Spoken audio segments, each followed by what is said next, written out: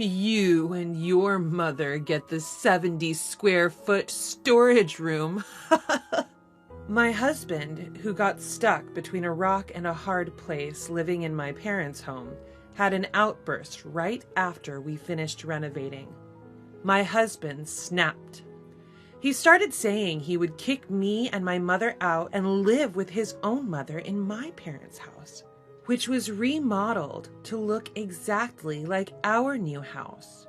I was shaking with anger as I realized my parents' house, filled with memories of my late father, had been taken over. My name is Lisa Matthews, and I turned 33 this year. I've been married to my husband, Thomas, for 8 years. We both work and live with my mother at my parents' house. It's okay because our jobs are very close by. It was a sort of curveball situation, you know. My father passed away before I got married. I was hesitant to leave my mother alone to get married, but my husband said, "If you're worried about leaving your mom alone, let's live together."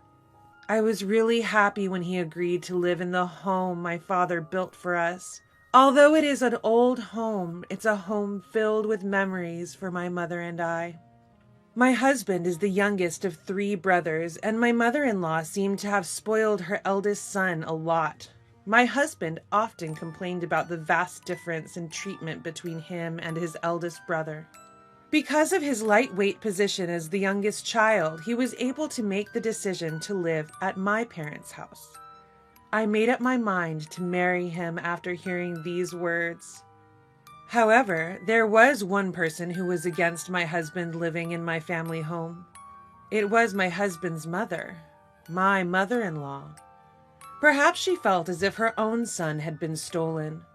The eldest son and his wife live in my husband's family home, so it would be difficult for us to live there, even if we wanted to.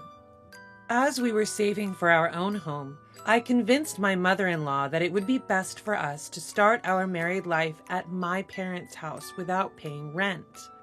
Although I had heard that my mother-in-law had always favored her eldest son, she suddenly started to show concern for my husband around this time. I didn't think we'd have this much trouble over my husband moving out of his family home, but our relationship with my mother-in-law remained strained after our marriage because of this issue. Lately, my husband has become very concerned about his mother. It might be because she suddenly started to treat him with affection after our engagement was decided. Maybe he's happy to get attention from his mother, but my husband has started to prioritize her over everything. Above all, he also starts to get furious if I don't think of my mother-in-law first. I've never neglected my mother-in-law, and I've been trying to be nice to her.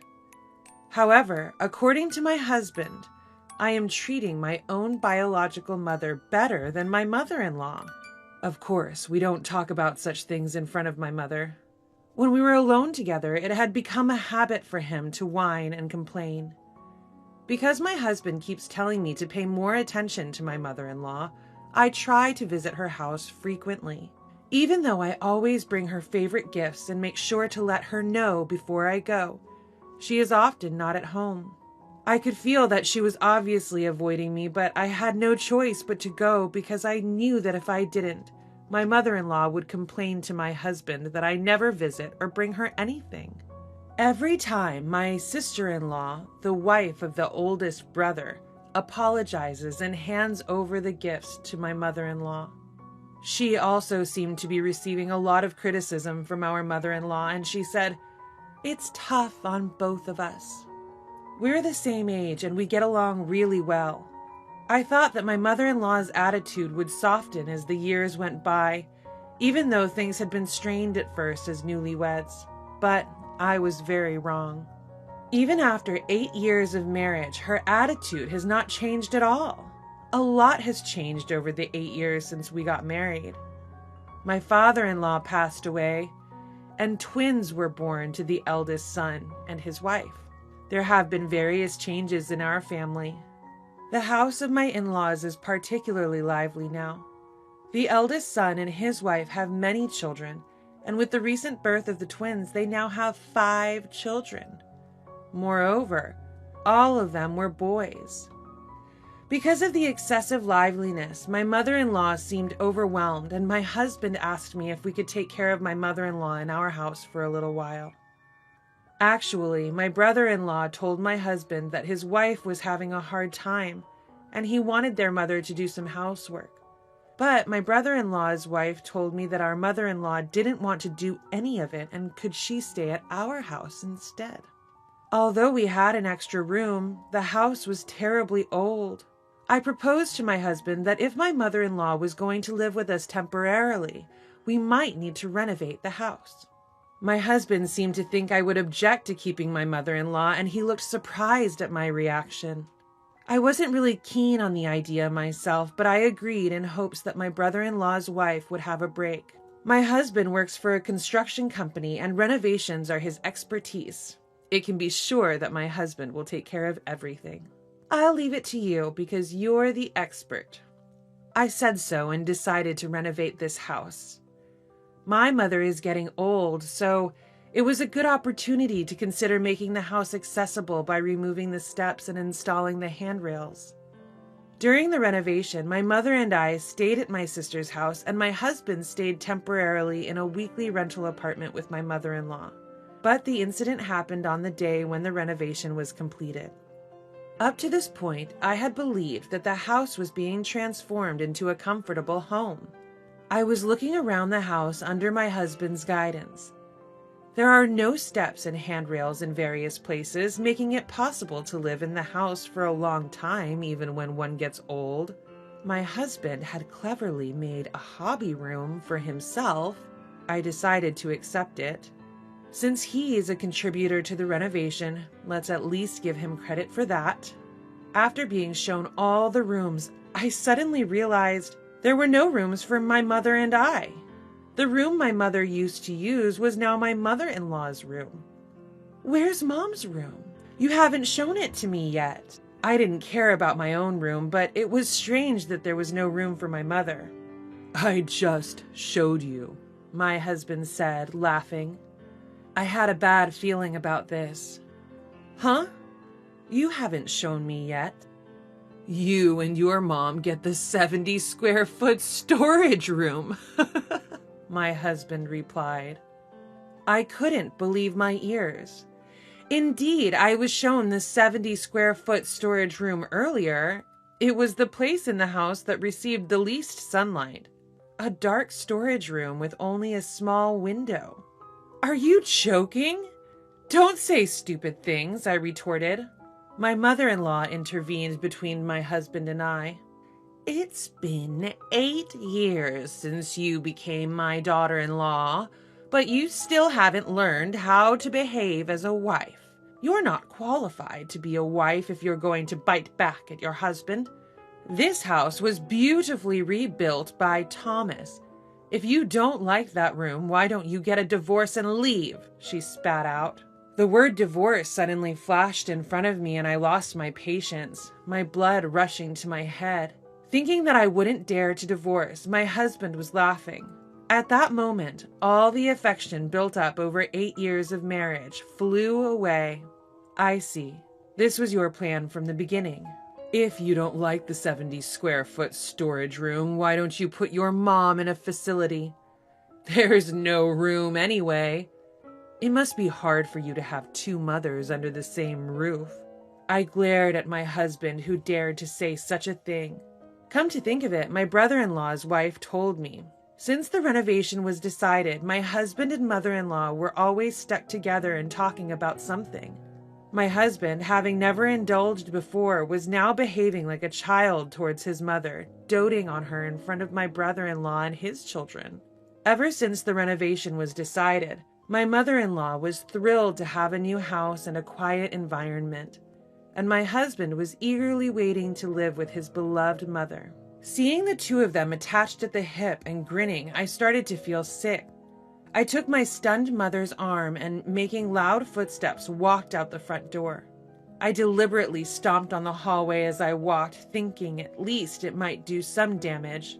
My mother followed me, bewildered, as we left our family home. The triumphant laughter of my husband and mother-in-law echoed from behind us. I couldn't forgive my husband's betrayal after living together as a couple for 8 years. All I could think about was getting revenge. When we finally returned to my sister's house, we were so overwhelmed we just collapsed. It was all too much to even put into words. My mother was still in shock. "Do you think they've taken over our house?" she muttered after taking a sip of the tea my sister had made. Her words were like a punch in the gut. This was the result of me agreeing to the renovation my husband suggested and leaving everything to him. "We have to reclaim our house, our home, filled with so many memories. The house that Dad built for us," she whispered. I squeezed her hand tightly.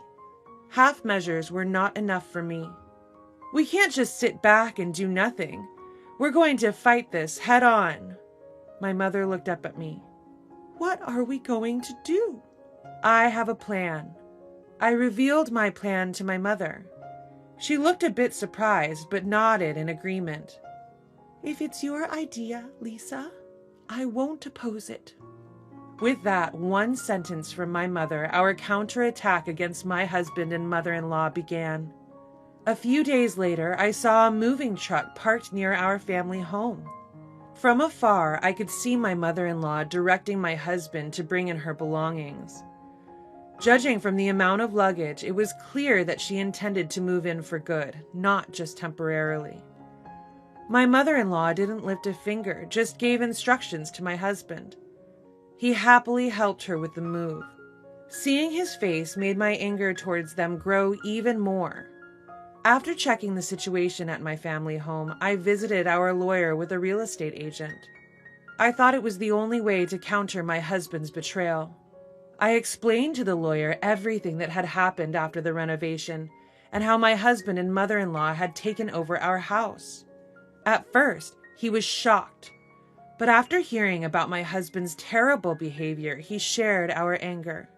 And so we were able to secure the full cooperation of both the lawyer and the real estate agent. A week after my husband and mother-in-law had taken over my family home, I visited again. When I rang the doorbell, my cheerful mother-in-law appeared. "Hello, who's there?" "Oh, it's you." Her face soured as soon as she saw me. "I have something important to discuss today. I'm coming in." "Oh, I'm sorry. You're acting as if you were the owner of this house.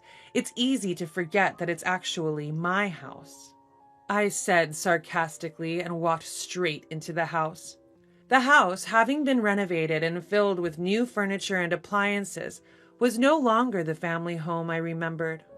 It felt as if my childhood memories had been completely wiped away. My husband was relaxing in the living room at the back. Like my mother-in-law, he looked displeased at the sight of me and said, "What's up with you barging into people's houses like that?" "You.